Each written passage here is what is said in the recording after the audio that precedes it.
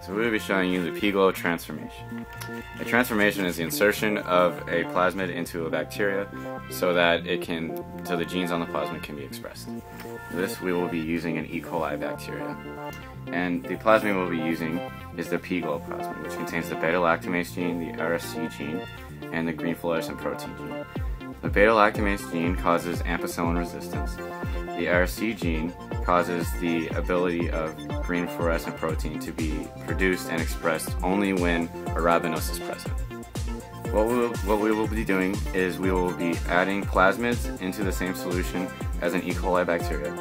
We will put those on ice and heat shock it by putting it into water for 50 seconds. This heat shock will break the membrane, causing pores and allowing the plasmids to go inside of the cell. After 50 seconds, it will be put back on ice, and the pores will then close.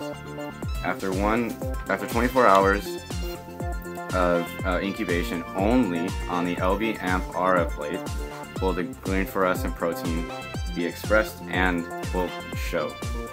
So these are the expected results of the experiment. The negative and the positive show whether we added the plasmid or we didn't add the plasmid. So on the LB plate, we will streak and it will look like a lawn because there was no resistance to the cell. The LB-AMP plate will cause no growth because it is a negative. There will be no plasmid to give it ampicillin resistance.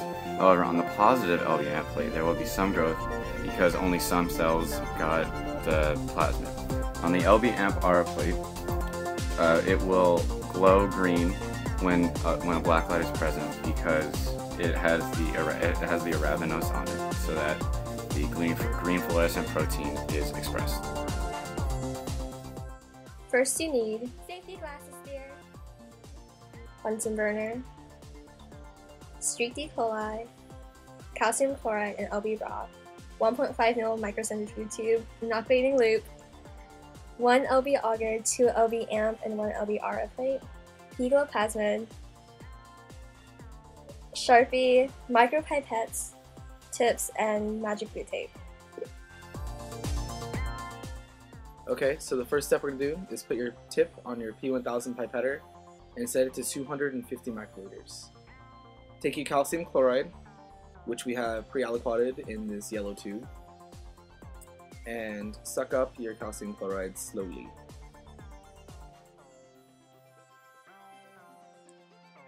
Add your calcium chloride to both of your tubes.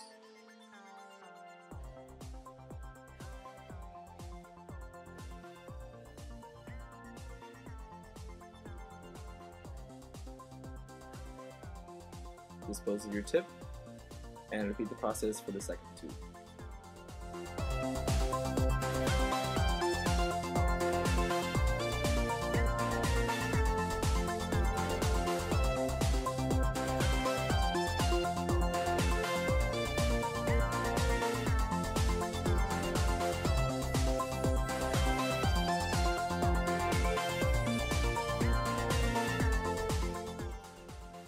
Okay, so in this step, we will be adding a bacterial colony to both the positive and the negative tubes, starting with the negative tube.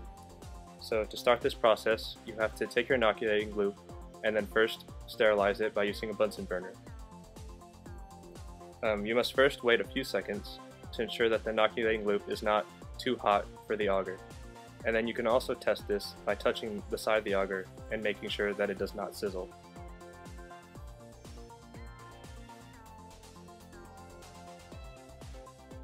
So once you take your bacterial colony, then you can take your microcentrifuge tube and then place the inoculating loop inside.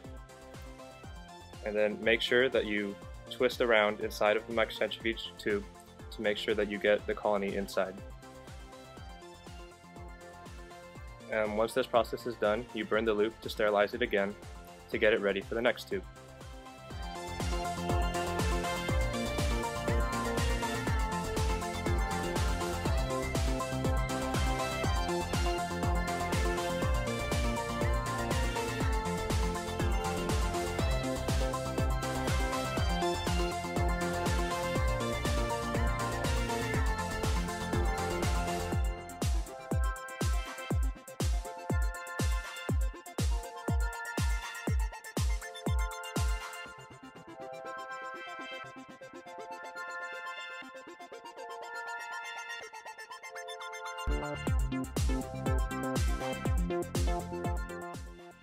So now we're going to add 10 microliters of the pGLO plasmid to your positive tube.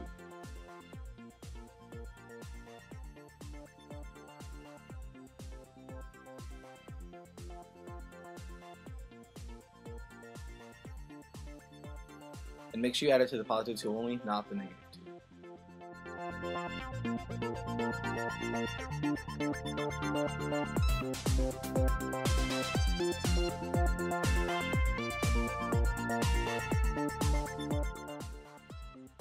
So now we're going to place our tubes on ice for 10 minutes.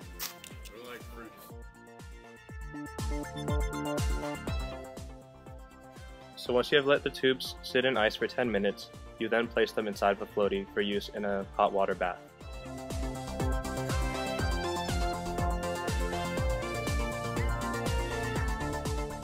Remember to have the hot water bath set at 42 degrees Celsius and let it sit for 50 seconds. Immediately after 50 seconds, place each tube directly on ice.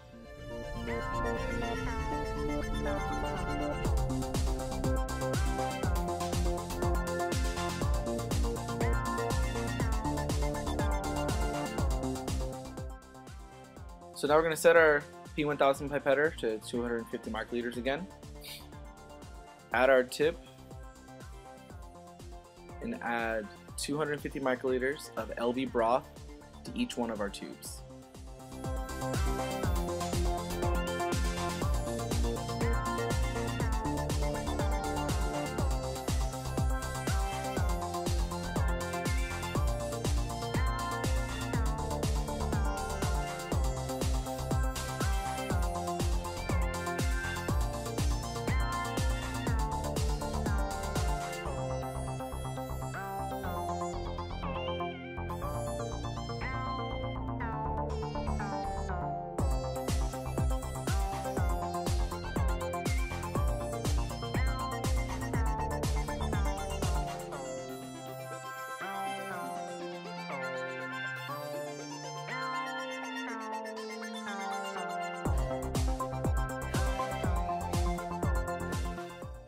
Then let your tubes sit at room temperature for 10 minutes.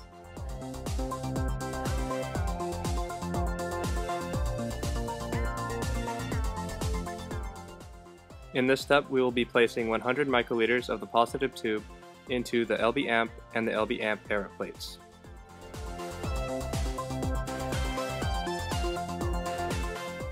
So take out 100 microliters.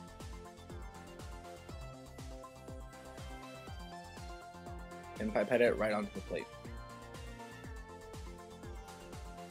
And then we will use an inoculating loop to spread it out onto the plate. And remember that in the beginning of this segment, we used the busted burner to sterilize the loop.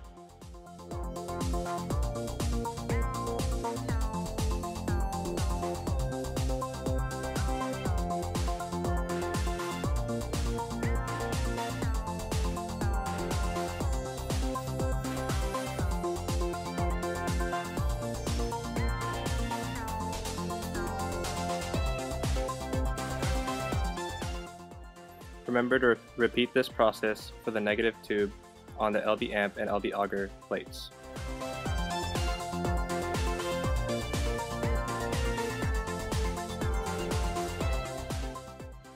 Place the plates auger side up inside of an incubator set at 37 degrees Celsius for 24 hours. After 24 hours have passed, remove the plates for further analysis. The LB auger negative plate has a lawn of growth. The LB amp negative plate has no growth. The LB amp positive plate has some growth. The LB amp ARA positive plate has some growth and glows under UV light.